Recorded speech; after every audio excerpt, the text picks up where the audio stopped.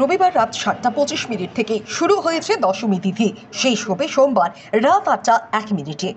পঞ্জিকা মতে সোমবার সকাল 9:37 মধ্যে বাসন্তী দেবীর দশমীর পুজো সমাপ্তি ও বিসর্জন। সেই তিথি অনুযায়ী সোমবার দুর্গাবাড়িতে অনুষ্ঠিত হলো দশমী পূজা।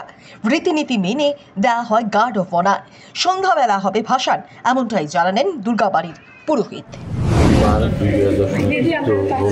দর্পণ বিসর্জন হয়ে গেছে বিকেলবেলা বা এখন পর চলে গেছে রাজবাড়িতে, নারায়ণ চলে গেলেন কেদারনাথে। বিকেলবেলা আমাদের মার বরণ হবে, বরণের পরে মাকে নিয়ে আমরা বেরোবো, এইখানে রাষ্ট্রীয় সালামি হবে। তারপর আমরা দশমী ঘাটে গিয়ে গঙ্গা পূজার পরে আমরা মাকে বিসর্জন করবো। তারপর রাত্রিবেলা সিংহাসন কোথায় সাতটি আশীর্বাদ